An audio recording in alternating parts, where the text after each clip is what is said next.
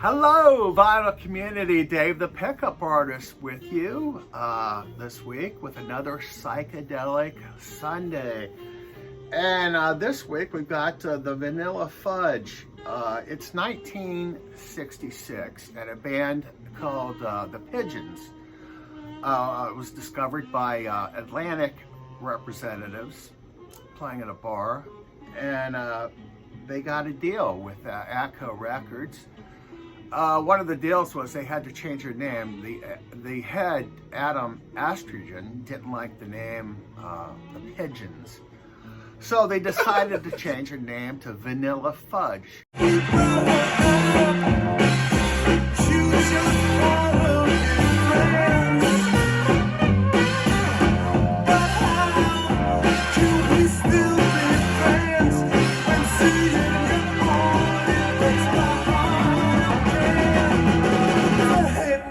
I can do about it.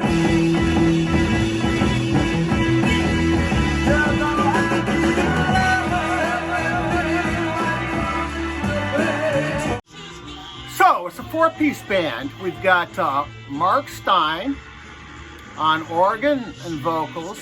We got Vince Martell on guitar and backing vocals. Carmen Appice on drums. And Tim Bogart on bass.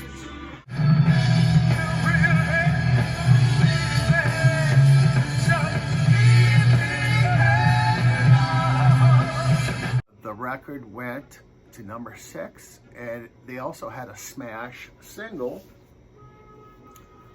This is the album. The single was called You Keep Me Hanging On, which is a cover of the Motown. This band was fans of Motown and the band The Rascals, and they were a big influence on them, and they were from the same area also. Now, if you look at the back cover, those photos actually look like, I'm thinking those photos are from like 65 when they were the Pigeons, based on the haircuts.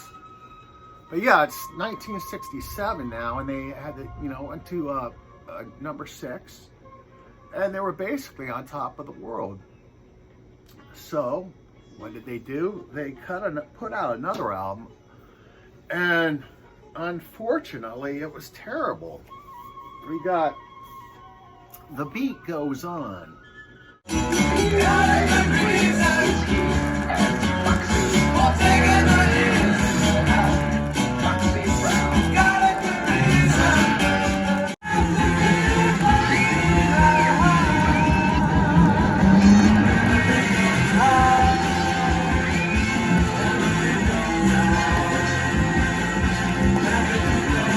This was supposed to be their big sophomore album.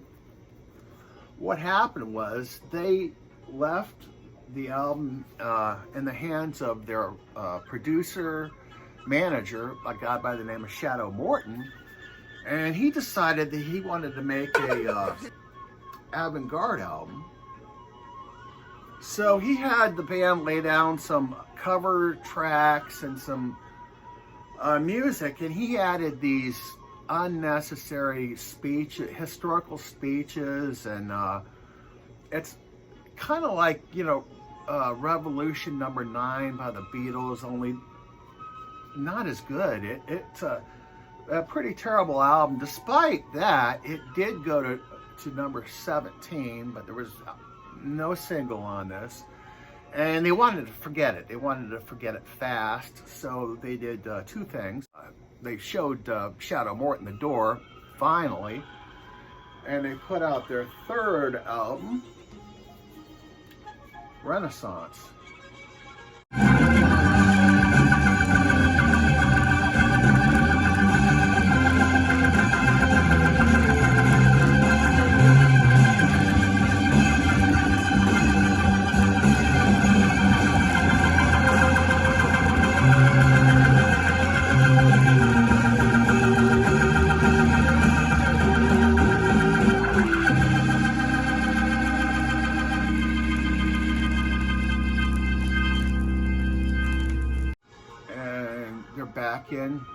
Back in the game with this one. they're kind of slowing down on the covers, doing more original material on this album. We get the one cover they have on here, or one of them, is Season of the Witch. They do a bang up a version of Donovan's Season of the Witch. But yeah, this is the album that their second album should have been. And we're still on the Atco label.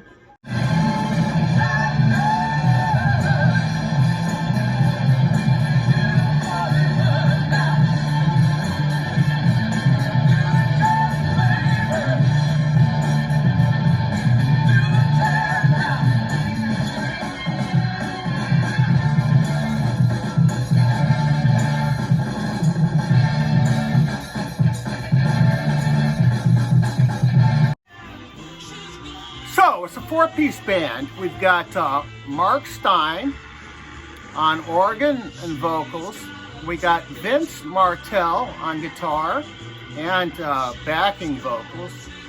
Carmen Appice on drums and Tim Bogart on bass. And so they're just wrapped their third album. They're getting ready to go on a national tour. John Bonham. Nobody ever heard of him. You know, I heard of him because we had the album before anybody else, so we listened to it. You know, when in those days, if somebody wanted to tour with you, you got a hold of their album. If you liked it, you can let them do it. If you didn't like it, they wouldn't. You know, they can't do it. We loved their album. I loved what he did, and when I met him, he was green. You know, nobody ever saw him. You know, John Bonham was, you know, totally unknown, and the album wasn't even out yet when we met him, and they did the first gig with us. And I found out a couple of years ago that we actually paid half the fee. They got $1,500 for the first gig they ever did in America, and we paid, Vanilla Fudge paid $750 of it. That's pretty funny, right?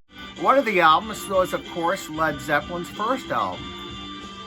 They listened to it, and they really liked it. They said, well, let's take this band with us.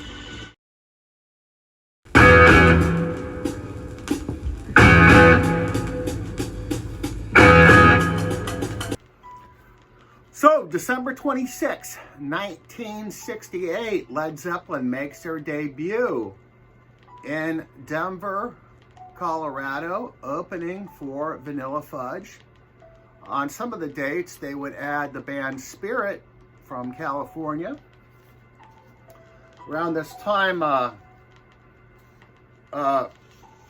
Bonzo and Carmine were developing a fast friendship. And as a matter of fact, Carmine helped Bonzo get a drum sponsorship. Hooked me up with Ludwig to get a kit like that.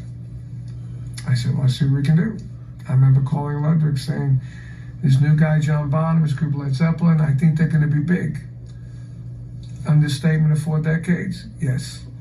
Got John the same exact kit as mine, double bass drum even.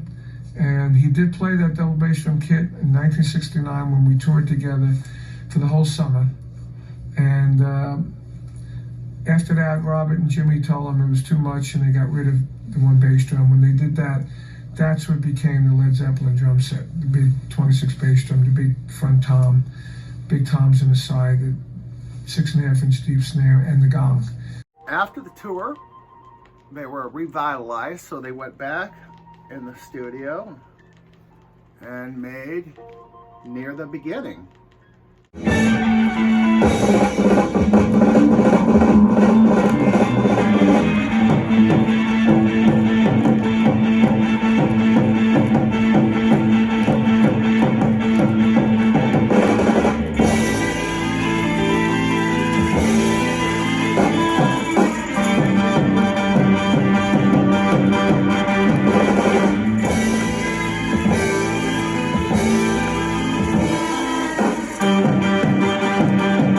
Their fourth album, and I think this is their best one.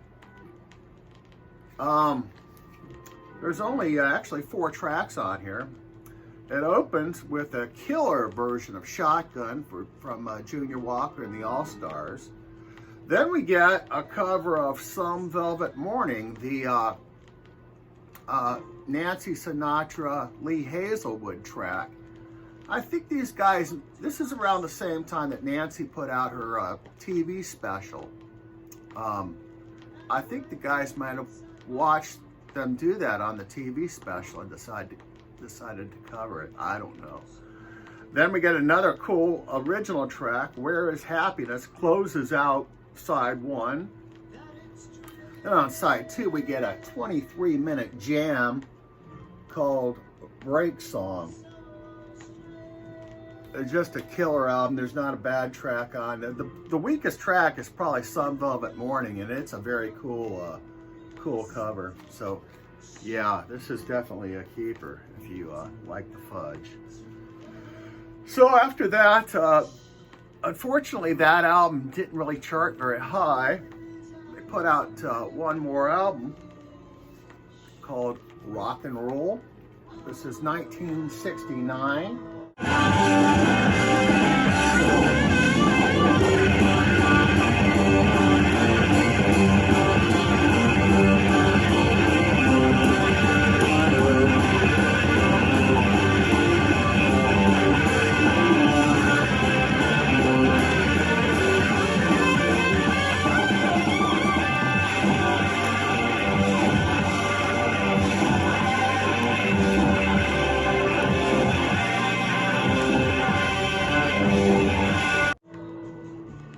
Once again, we get a lot of the same stuff that was on the previous album near the beginning. A lot of, I think, one or two covers mixed with their now original stuff. And what's happening with these guys is their original stuff is getting better than their cover songs. Unfortunately, this didn't even chart, so they ended up breaking up 1969. And going up their separate ways. Carmine and Tim went on to form the killer boogie hard rock band Cactus.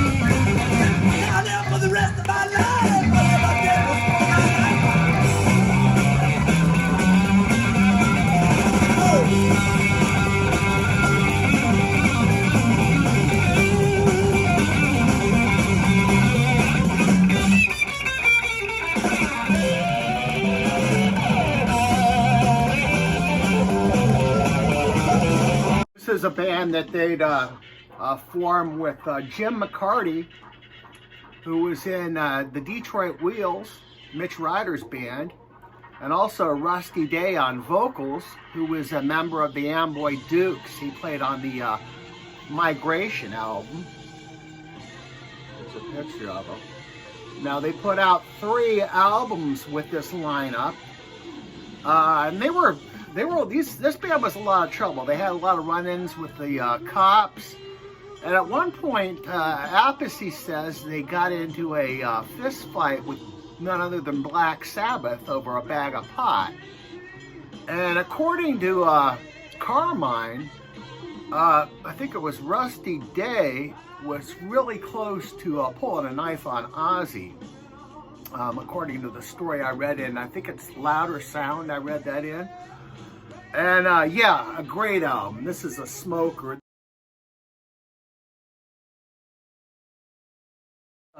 After that, Bogart and Appice went on to join Jeff Beck for at least one studio album and a lot of live stuff. And they just released, I think, a box set of material from Beck, Bogart, and Appice. And that should be great. I can't wait to look into that. And so Bogart died a couple years ago, about 2 years ago, of lung cancer. The other band members still occasionally get together and reform as Vanilla Fudge. 10 years ago, they were on one of the late night Jimmy Fallon or somebody, and they did a track, at least one track, and they still, apparently they were still touring up until 2 years ago, as late as 2 years ago, so they're at it. And finally, you know, I'm not going to say that they're responsible for discovering Led Zeppelin, but it's possible that if it wasn't for Vanilla Fudge, Led Zeppelin may have been a UK only band like the Small Faces or Family or you know, something like that. It's possible, I don't know, but yeah, Vanilla Fudge, a great outfit to check out. Check out all their albums, they're all great, except for that second one. Enter that at your own risk. And thanks for joining, and join me again next Sunday for another Psychedelic Sunday, where the price of admission is only your mind.